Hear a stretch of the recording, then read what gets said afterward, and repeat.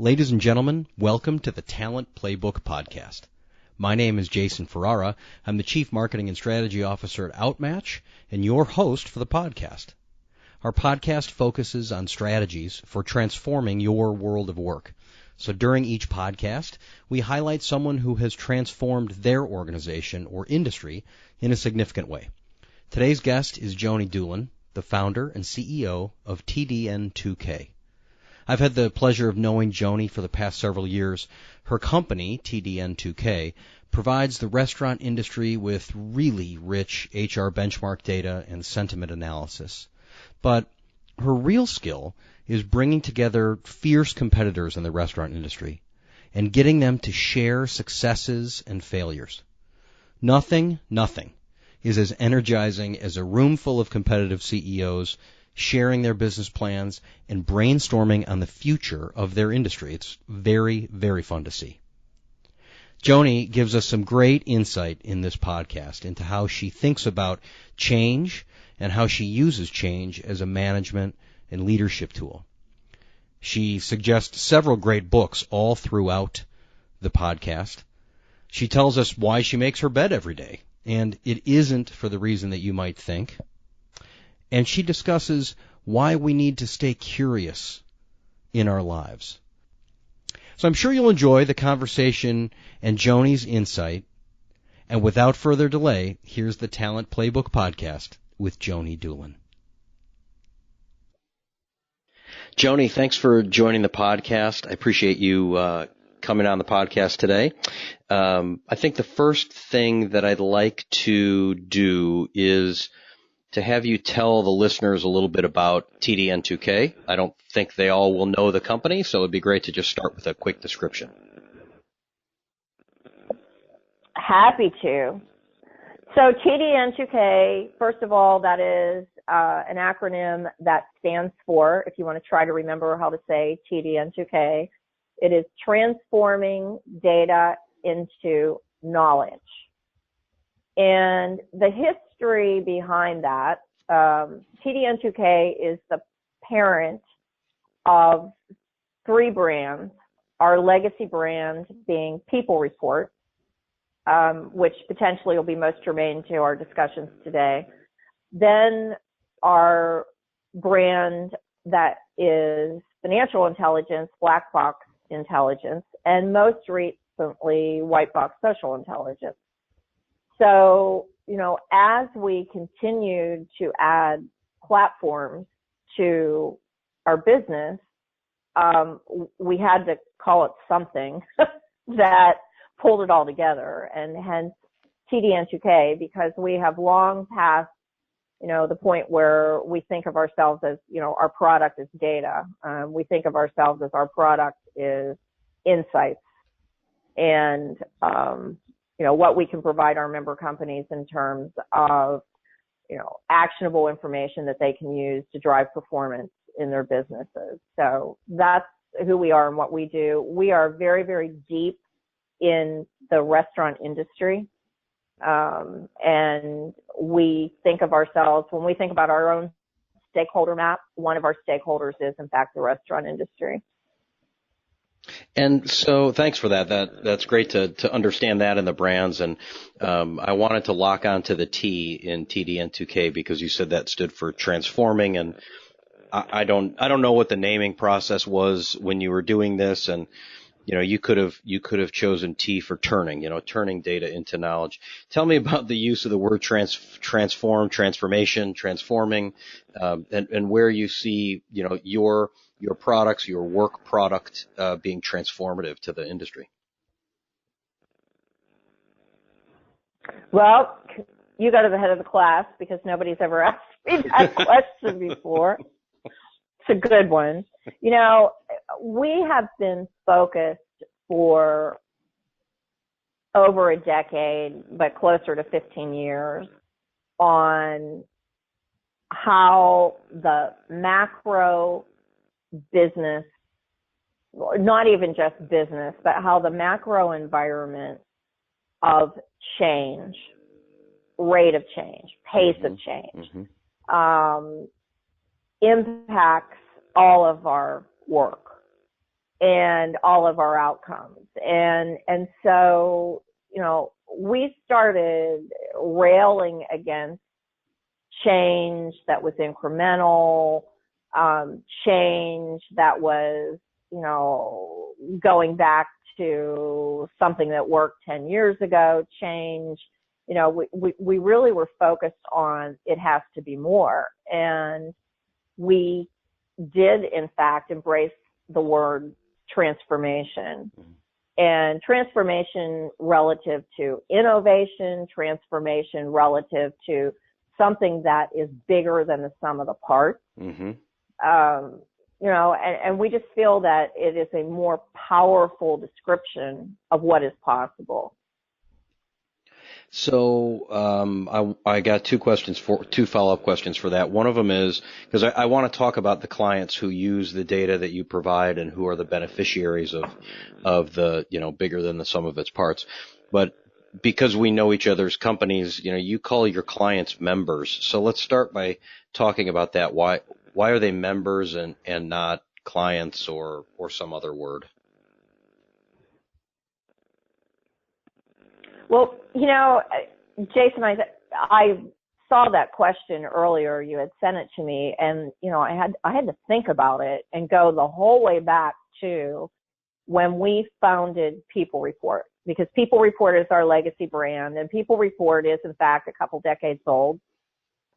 And when we founded People Report, it was to bring together a group of companies, but essentially a group of HR leaders who were willing to share in order to elevate not just their own brand, but the group. And it used to be, there used to be a joke about joining People Report that if you joined People Report, your turnover would go down.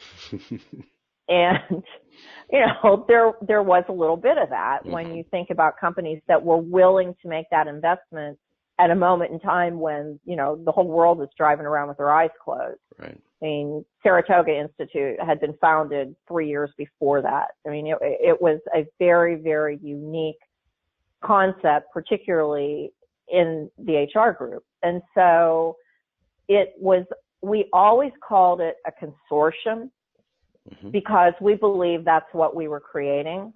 And as a member of that consortium, that membership designation, again, it's a more powerful word. Over the years, there's always the plus and minuses. It's like being the member of a club. The good news is people think they're a member. The bad news is they think if they think they're a member that they get to run it. Yeah, they have rights. Yeah, they have rights. But that's, that essentially that's also how we approach our business. So that was the genesis.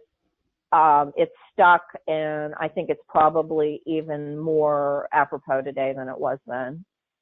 Yeah, you hit on the connotation of the word members as opposed to clients, and that as we go through this discussion, I want to draw out that the high touch that you have and the way that you treat not only your clients but the people that because it definitely is meaningful to me that you refer to people as members, not clients. So let's connect the two things. So you've got transformational technology and data. You've got members. So how are your members benefiting from, and how are you helping them transform their businesses with the data that you have? So tell us a little bit about the connection of those two. Sure. Well, I'll go back to, again, the original group of companies that founded People Report. And when we set out to measure things as basic as turnover rates, compensation rates, diversity mixes, every little piece of data that you could possibly quantify about an employee in your business, there was a lot of mythology. And, everybody bet it's like, we know what the results are going to be. We know what the data is going to say. We know what companies will rise to the top. And in fact, when we gave out the first Best Practice Award, everyone knew who would win the award, right? Quote, in quotes, they knew, because that company was the sexy company. They were and they were the darling of the industry at that time. Well, in fact, it was not a sexy company. It was sort of a boring company that no one ever expected. They just happened to have, exceptional work practices. And as you dug into those practices, then we started to find out, whoa, it really does make a difference what your staffing levels are. It really does make a difference how many times you transfer people. It really does make a difference if you have a more diverse workforce. It really does make a difference if you target your compensation appropriately. It's like all those things that we all thought we knew what the outcomes would be, and we found out in a lot of cases we didn't know what the outcomes were. And that was at the very beginning of People Report. So now you start to layer on the financial implications, the financial results, the connections to sales and traffic, and then layer in consumer data, information, feedback, connection. You start connecting the dots between your employees and your consumer in a very big, real, tangible way. There's all kinds of things that you find out that you did not know, and that you assumed you knew. We continue, the more we are able to integrate our three platforms, and the more of our members who are participating in all three of these platforms, we are able to see, the insights get deeper, more relevant, more actionable every time we publish. And so we know companies are utilizing this information in ways that can truly drive performance. So tell us about the Best Practice Award.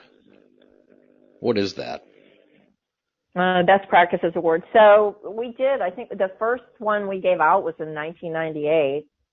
And candidly, the company was Red Lobster who won it. And at the time, the company was affectionately known as Dead Lobster. It was a legacy chain that, everybody just thought was sort of stalled, and lo and behold, it was a company where there was some pretty remarkable leadership. And, they went through twists and turns, but obviously have stayed the course to continue to be one of the best, most successful operating brands in the business. And a lot of that, is directly connected to their people practices, which have been strong since the beginning. So Red Lobster won one. The next year it was Cheesecake Factory, another brand that at the time Cheesecake Factory won that award. I think they had 17 restaurants, 17 or 18 restaurants. So we've tracked a lot of companies through a lot of business cycles. The awards themselves look at all the metrics that we track, all the quantifiable metrics. And then for the past 7 or 8 years, we have also been digging into additional practices that cover community involvement, employee engagement, sustainable business practices, all of the other aspects that contribute to making a high-performing company. And so it's always a pleasure and a privilege to go through the process of even isolating who is eligible for these awards and then who ultimately wins these awards, because it's an MBA class in what high-performing companies are doing to achieve those results. Yeah, I've had the pleasure of meeting some of the business managers in those Best Practice Award companies, and it is pretty incredible to talk to them and how deeply they think about their business. And well, how and the smart other it thing, is. Yeah, they are. And, what we learned early on was it had not, and this goes back to destroying a lot of the mythology. It had nothing to do with segment. It had, when we started People Report, casual dining was, the it segment. I mean, all the sexy companies were in casual dining. Okay. But over time, what we learned were it didn't matter if it's casual dining, family dining, quick service. It didn't matter if you had, a guest check, a high guest check, a low guest check. It didn't matter. None of that stuff really mattered in terms of ultimately who were the companies that rose to, the cream of the crop. Mm-hmm. And it was leadership. Clearly there was, there are some things going on in terms of the ownership structure, which, of course, there's been a lot of transition in that over 2 decades. But, it was not defined by, if you're in fast casual, when fast casual emerged, it was the new shiny new penny. So if you are in fast casual, then you're going to have the best results. And the truth was anything but that. Yeah. So how did you get, it's so great talking about, I mean, I know you, so I know these conversations, but you speak so well about it and eloquently about it. How did you get started with TDn2K, and then how did you apply that to the restaurant industry, right? There was probably a period of time when you weren't immersed in the restaurant industry. So how did you get started here? Well, I have to go back to People Report. So when People Report was founded, to be very honest with you, I had worked in the restaurant industry. I had been, a lot of different roles, but a lot of them were roles that were in HR. Mm-hmm. And, as I looked at, and I was running a company, at the time, my partner was Roz Mallet, who a lot of your listeners may know Roz. Mm-hmm. She was Chief People Officer for Carlson Companies. She's now an entrepreneur running her own business. But Roz and I were partners, and, we would be working with these companies, and we would sit around and say, you know what? These are the same problems that people had 10 years ago, 15 years ago. These are the same, we're not doing anything different. We're not changing. And at the time, we were tracking management turnover rates in, the mid 30s, high 40s. It's like, how do you run a business when you're turning over 35 to 40% of your managers right. in a year? Yeah. And so it was, for me personally, Jason, it was like, you know what? It was a moment in time when you said either do something to make it better or get the hell out of it. It really was that clear. It's like, look, you can't continue to just sit around and complain about the fact that we're still stuck in the mud here. So that was the beginning of People Report. And in the restaurant industry itself, at that time, and certainly today, I mean, everything is measured. Mm-hmm. And if you wanted to open, a hot dog stand at Walk and Don't Walk, you would know traffic, you would know consumer profile, you would know, price, competitive pricing within, 2-block radius or whatever you needed to know. All that stuff was available. But again, we had no metrics on the HR side. So it was like, okay, that model seems to be working over here in all these other areas of the business. Maybe we can apply it to HR. Yeah. And so you fast forward today, so you begin to document some of those HR metrics and blend those with the business metrics. As you fast forward to today, what are those big challenges today for your business specifically? What are the big challenges in your business? And then in the businesses of your members, what are they struggling with? So biggest challenges in our business, I'll go back to speed of change. We're entrepreneurs. We get up with our hair on fire every day.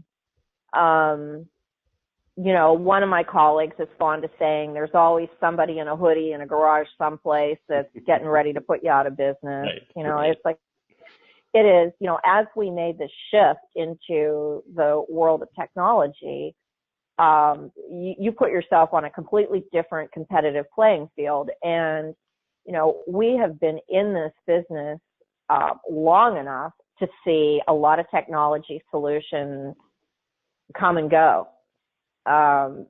And either because they just couldn't, they couldn't get the funding at the right time, or they, it seemed like a good idea 5 years ago, but it's not really a good idea anymore, or the market was too slow, or, it's like there are a lot of things there just from the standpoint of speed of change in technology that, we deal with every day. And along with that, also accelerating is just convergence in the industry. Mm-hmm. I mean, it's just, you have solutions converging every day. And so, we are focused on innovation, but we are focused on, what we describe as relentless, relevant innovation. And we had to be taught that lesson the hard way. Which is just because you think something's cool doesn't mean that your member thinks it's cool. Right. Doesn't mean that, and it doesn't mean they're going to pay you for it. Yeah. They may say, yeah, that's cool. And so, no, it's not in my budget. We're not going to pay you for it. Right. Yeah, you have to let the market tell you, right? And you have all these ideas, mm-hmm. and you want to get them out there as quickly as possible, but you have to let the market guide you in a way. Absolutely. And so again, we have now tracked through we tracked through the .com bubble, we tracked through obviously post 9/11, we tracked through recession, we've tracked through recoveries, we've tracked through, and our member companies who are primarily these chain restaurant operations are dealing with all the issues, certainly of the economy and the economic, ebbs and flows, mm-hmm. But also the changing consumer. And, we've had this demographic tsunami that's gone on. I can remember when we used to put slides up about what 2020 would look like, and people's eyes would glaze over. I was like, who cares? Right. It's like, well, unless you want to turn into Japan, you should probably care. Right. But even, sometimes I think, oh, well, who does care? Well, it's 2018. Mm-hmm. So all these chickens have come home to roost, and they've come home in much bigger ways than any of us, I think, ever could have possibly imagined. One of my very favorite books of all time is Alvin Toffler, Future Shock, mm-hmm. which was written in 1980. You go back and read it. I was like, how did this guy do this? This is freaky. John Nesbitt, Megatrends, ditto. So this has all come home to roost for us. So all of a sudden, operations, to operate a restaurant, some things are exactly the same. I mean, the inside the four walls, it's still, and you will get restaurant operators who will talk to you about hot food hot and cold food cold, and, and that's all the same, but the customer is completely different. The employee is completely different. Mobile is just knocking this industry to its knees, as we try to figure that all out. So tell me about that. How is mobile knocking and I think you mean the restaurant industry, how is mobile knocking the restaurant industry to its knees?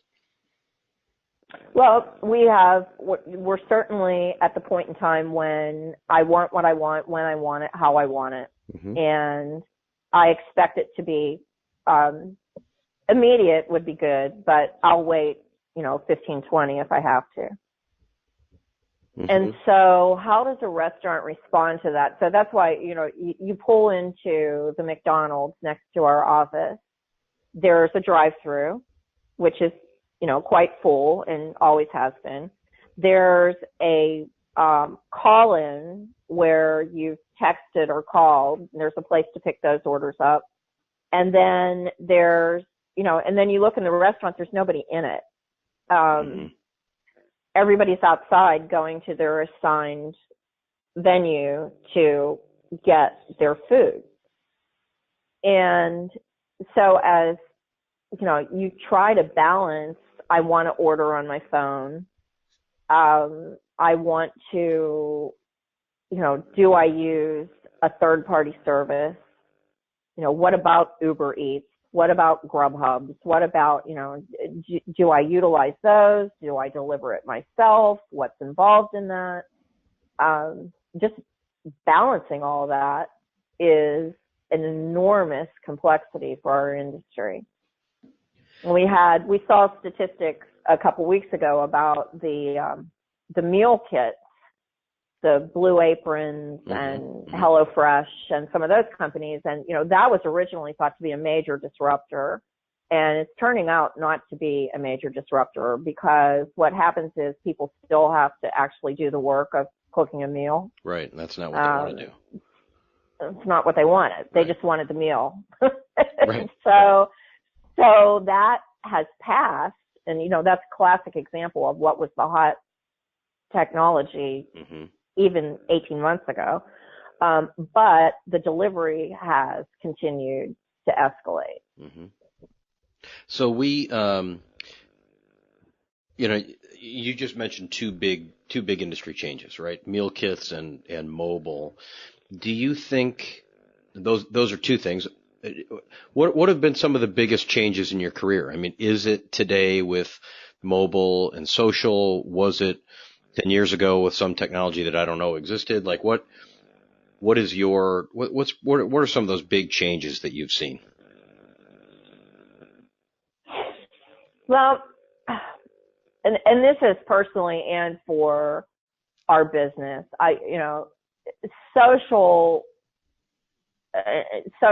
has been seismic, and the impact that it's had on all of us, the impact that it's had on the workplace. Again, books. I think it was 2006. It was either 2005 or 2006.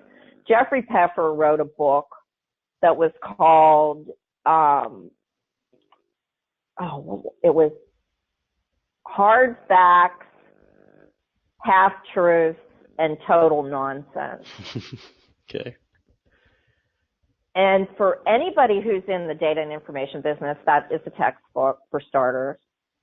But one of the questions that he posed in that book was, is work different than life, and should it be? Yep.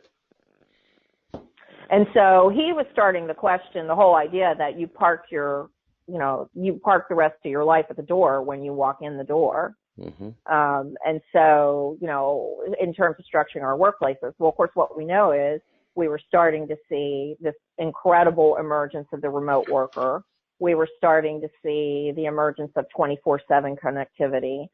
And we were starting to see the impact of the onslaught of information, data, and content.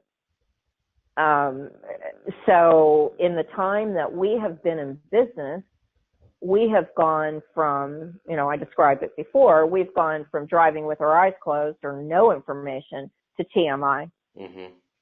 And we crossed TMI at least 5 years ago. Right. And it's been that fast. It's been that fast. And you think about the existence of insights executives, insights departments, insights, and they didn't exist 10 years ago. But now we are swimming in so much data and information that you need a team of people just to tell you what any of it means, or what part of it you should pay attention to, or God forbid, what part you should act on. Right. I was You just know, talking to two clients this week, two Outmatch clients this week who both have data analysts in their HR departments. So they don't even go borrow them from, wherever the data no. analysts used to sit in finance or IT. They actually have them sitting on their team so that they can make sense of this data that you're talking about and how to hmm use it to their advantage to grow their businesses. hmm No, exactly. And, and we're in the midst of that transition. Sherry Turkle, the woman who's the professor of AI at MIT, Mm-hmm. she wrote the book Alone Together, and she predicted we were going to end up with all these ways to connect, all this information, and we're going to be sitting there, staring at a phone, trying to figure out what any of it means. What am I supposed to do next? And what should we do with it? Yeah. Right. She also has she has some really cool research about how humans actually learn to relate to AI.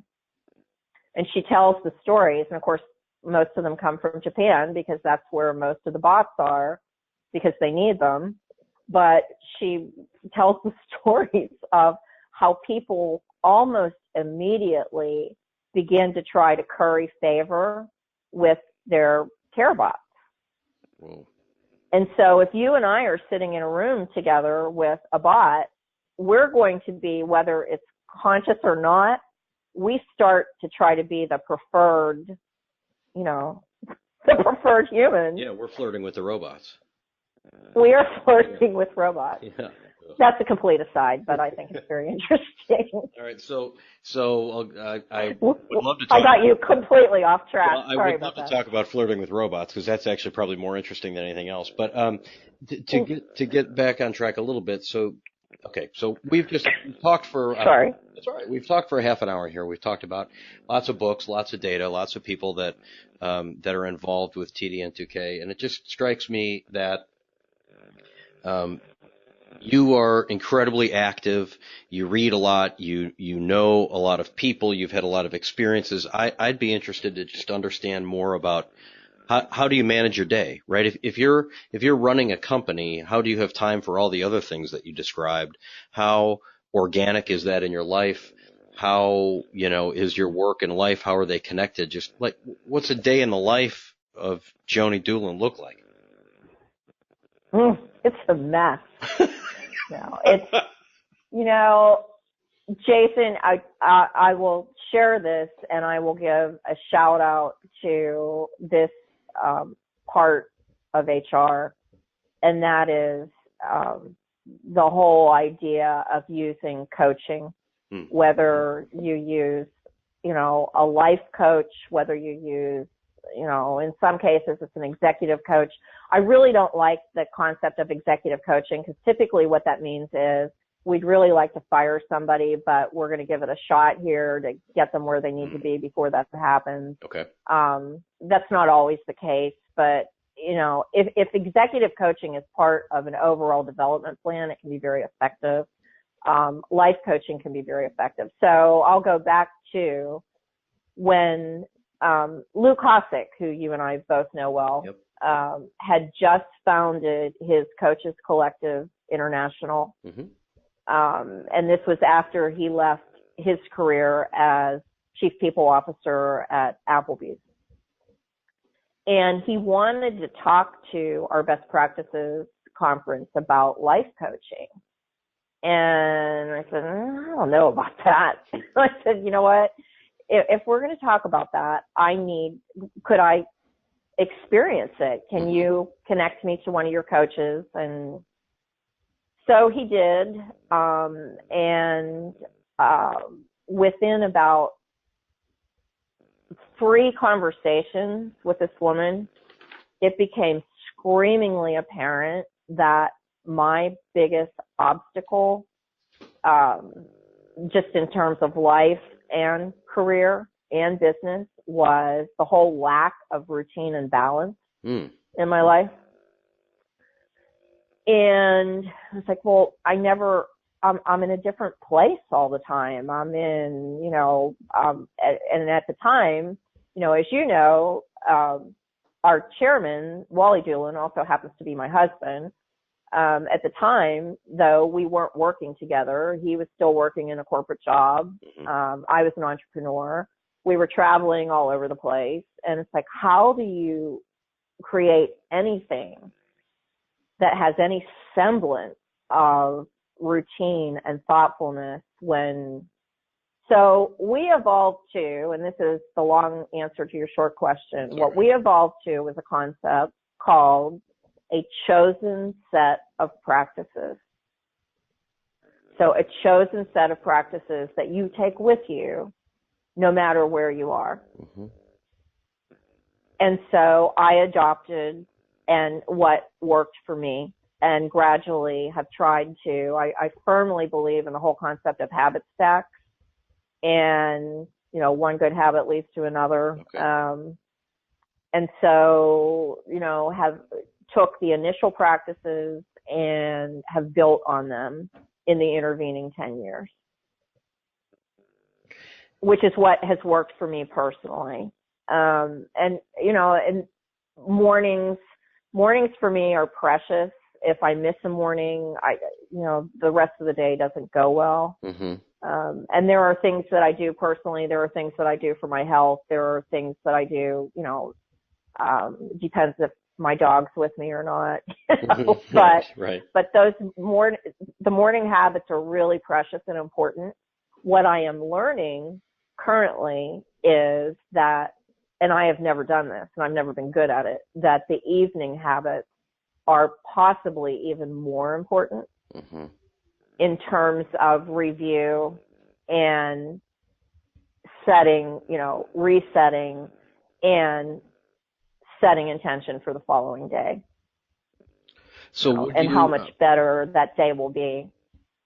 It's interesting. Most of what I hear and what I read is about mornings, and I love to mm-hmm. learn new things and hear new things like that, because it makes intuitive sense, but it also probably makes a lot of sense as you try to wind yourself down for recharging. Your brain needs to sleep and recharge. Would you mind sharing a couple of items from your morning or evening habit stacks?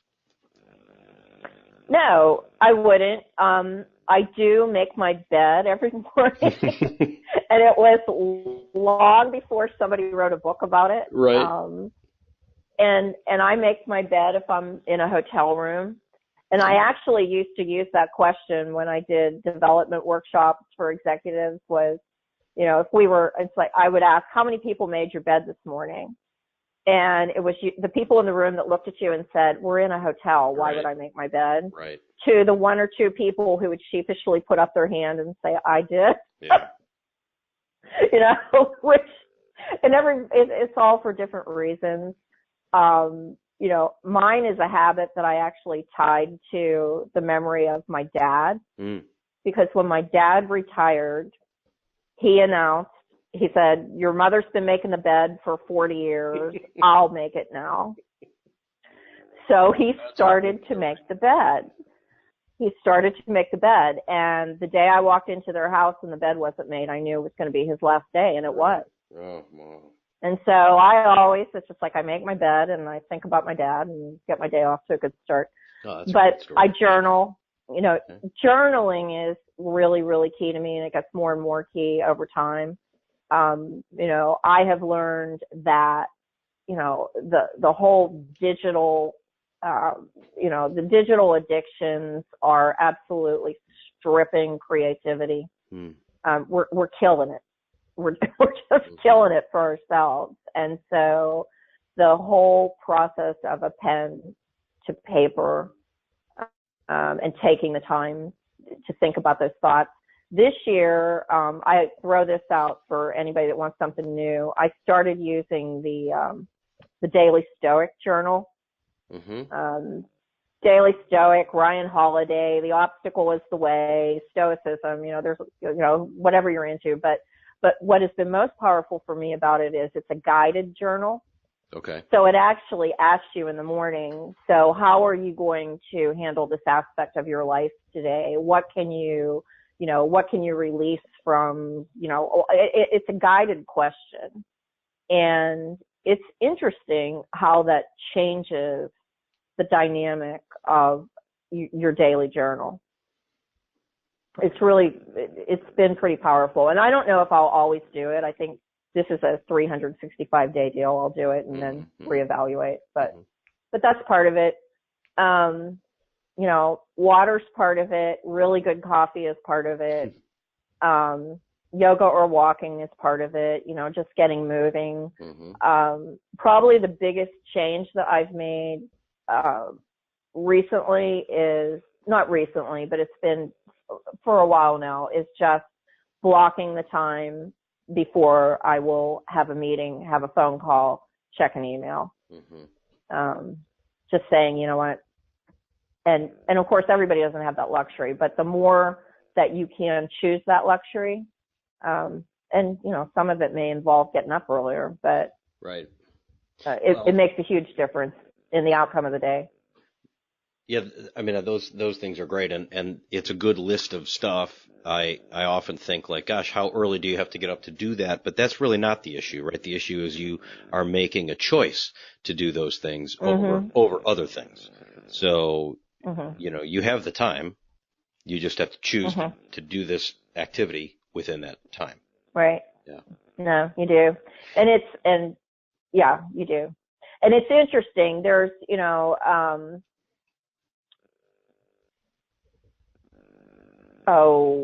Burchard just published High Performance Habits.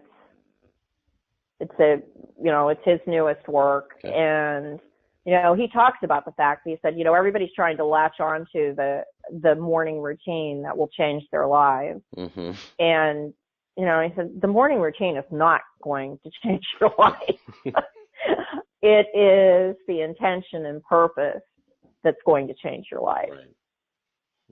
So whether or not you take a cold shower in the morning, like, I don't know who takes cold showers, Tony Robbins or somebody, but yeah, that's probably not going to do it for you. I don't know how clean you'd get, because I feel like you're probably not going to be in there very long if it's that cold. No, I haven't. A cold rinse, maybe. Right. I have not adopted cold showers. So, do you have a mentor today that you still work with? I have an amazing tapestry of colleagues, advisors,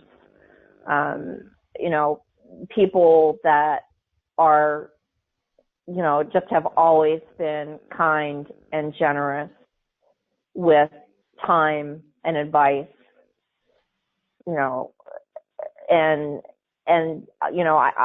have a tapestry of those folks. I mean, I had the privilege to work with Jack Descens for 7 or 8 years, just to have him as an advisor after what he had accomplished in the whole idea of human capital. And that was, and it still is. I mean, it's really, really powerful. I lost a great mentor a couple years ago when Fritz A. Woods passed. She was powerful, and Fritz A. was, and I've written about this a couple times. She was always the one who would say, we can do more, we can do better, and in a way that would make you think, you're right, we can, how do we get there? I mean, she was incredibly supportive and but just somebody who had true north in a way that very few people do. I mean, she was just absolutely crystal clear where her true north was. And she was really good at helping you find yours. And I have, and I also have the joy that my business partner is my husband. And so If anything, the trick there is shutting off the conversation, because, you got to draw, it's like, okay, enough. Right. So I need another cup of coffee. Right. So to weave this tapestry of mentors, are these people you went out and asked to become mentors that you went to seek out, or did it just happen organically as you got to know people and build relationships with them? In some cases, yes. One of the blessings in my life is because of our thought leadership, I get to engage with a lot of authors and speakers and people who, have pretty large public presence, and get to spend some time, and then ultimately with some of those folks, they have ended up being personal, mentors and advisors. And, but I think, I have probably shied away from, I know the best advice about finding a mentor is that you have to go find them. You have to ask them.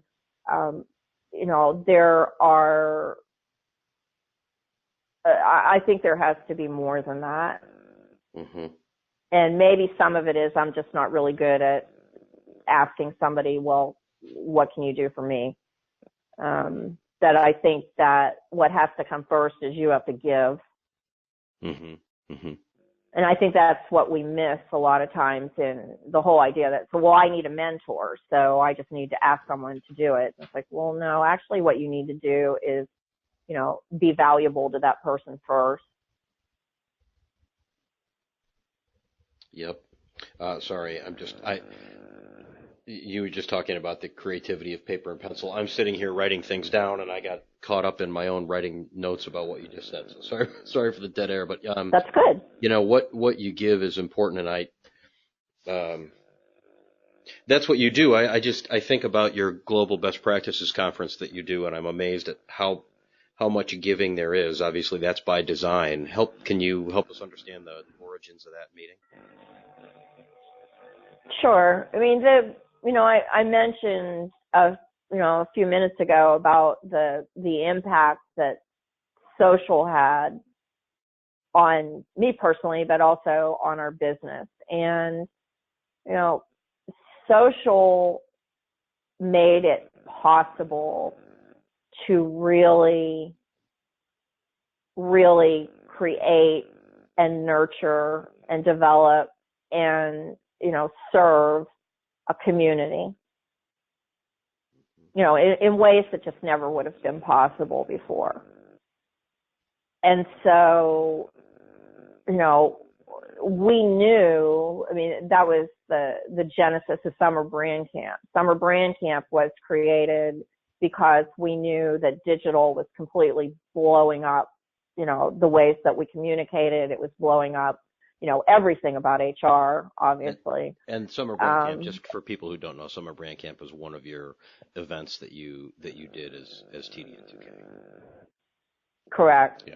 Correct. And it was also the tagline for Summer Brand Camp, which pretty much, except for the fact that it was the most fun you would ever have at a conference. Yeah, it was pretty fun. The tagline, it was pretty fun. The tagline for it was workplace, marketplace, one place. Mm-hmm.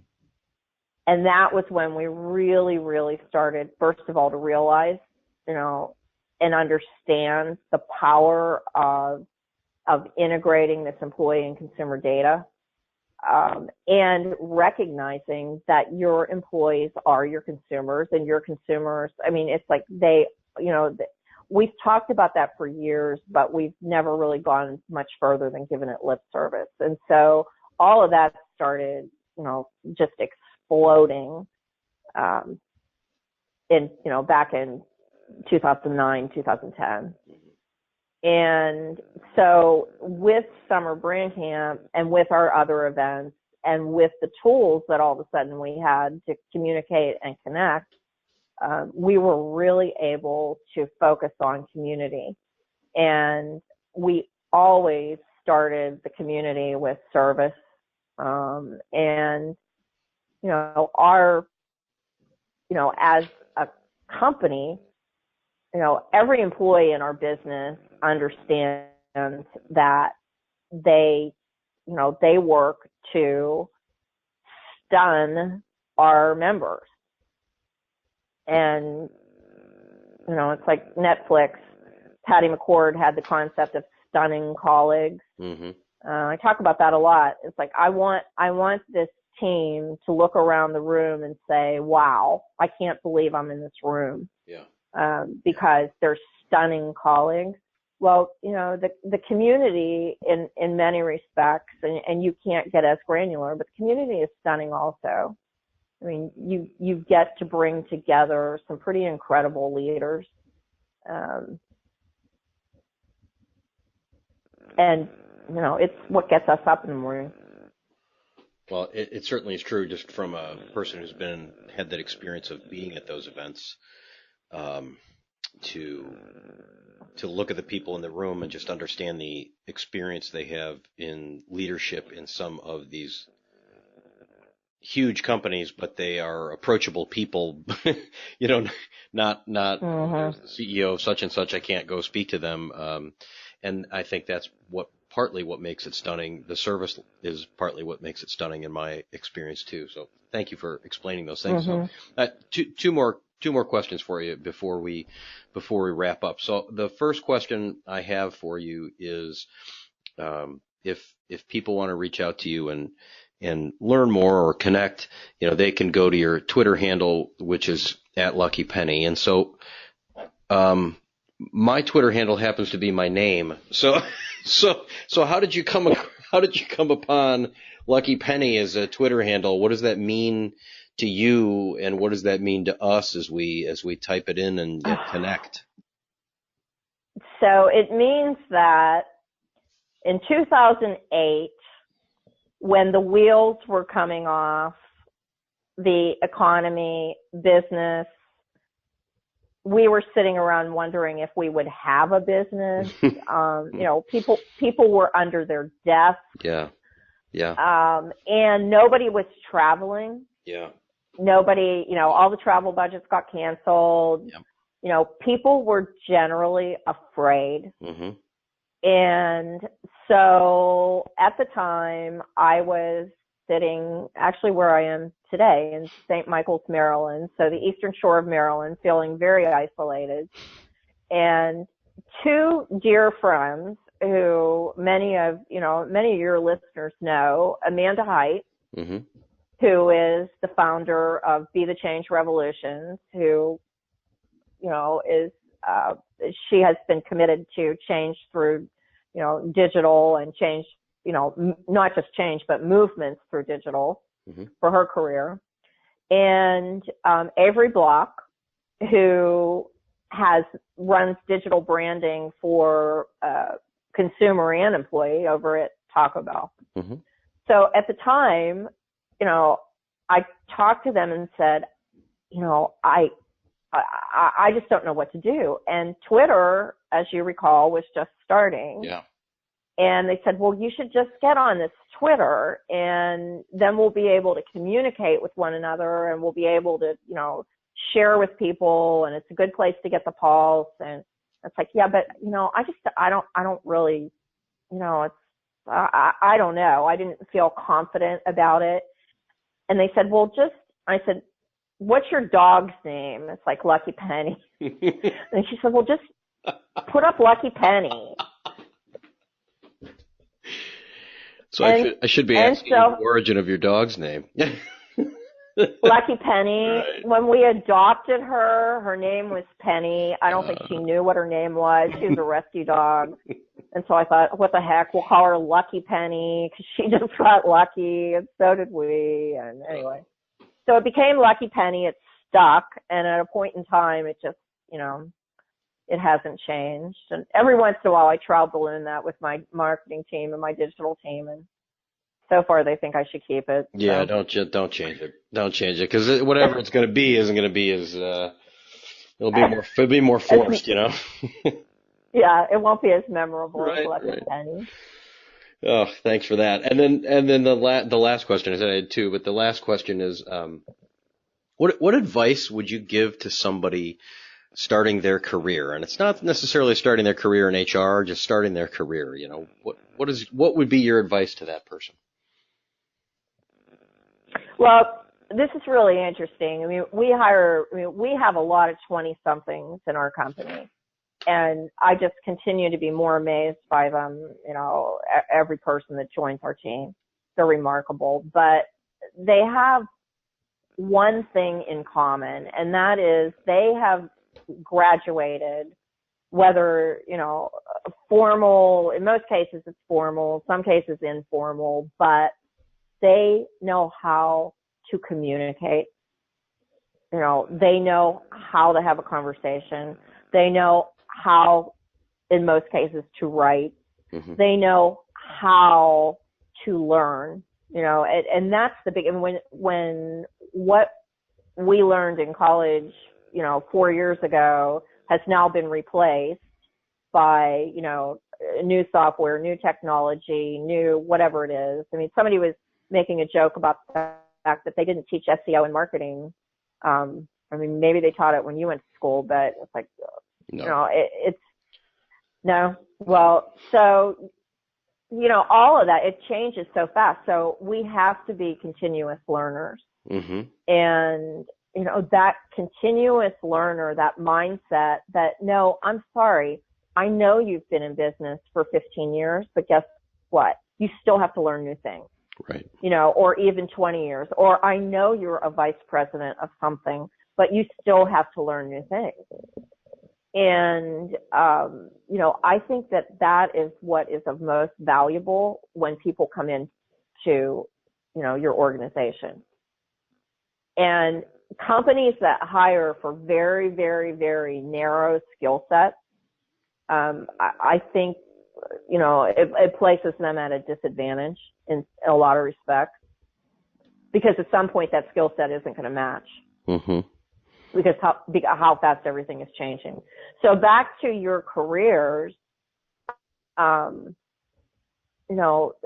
is a world where you can count on not just your job changing, dozens of times, but you can count on your actual, your job function changing dozens of times, because that's the pace and change of business. That's what the world needs, and that's what the market is calling for.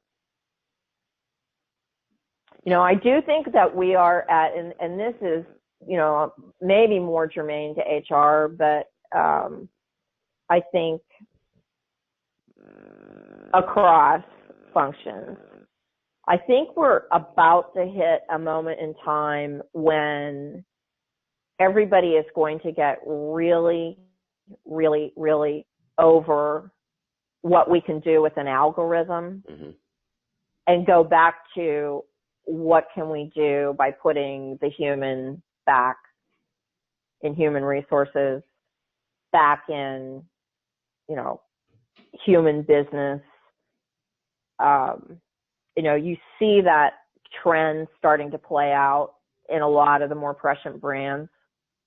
And so again, it's going to come back to, the softer skills perhaps, but they're going to become increasingly important. That's great. That's in my humble great advice. opinion. Yeah, no, that's great advice. And I think, we started the conversation talking about change, and we ended it talking about continuous learning. And that's just great bookends for this conversation, and to understand a little bit more about who you are and how you built a business, and how you work with your members and other people in the community. So, Joni, really, I can't thank you enough for doing this. I could go on for another hour talking to you, but I feel like that'll have to be off tape, right? So we'll do that somewhere. That'll have to be off the tape. Yes. Yeah. Thanks again, Joni. I really appreciate it. All right. Thank you so much, and thank you for all the work that you're doing as well to make us all better. Thanks for listening to the Talent Playbook podcast with our guest, Joni Doolin. Want to learn more about Joni and TDn2K? So you can follow Joni on Twitter at LuckyPenny. And to learn more about TDn2K, simply visit their website, TDn2K.com. You can listen to other episodes of the Talent Playbook podcast at iHeartRadio or SoundCloud, Spreaker, YouTube, Libsyn, and the Outmatch.com website in the streaming menu at the top of the page. I'd like to thank our producer and engineer, Charles Summers. And I also should mention that this podcast has crossed the 1,000 download threshold. So I owe you, the listener, a great big thank you for the time you've spent listening to this content. Until next time, this is Jason Ferrara saying thanks for listening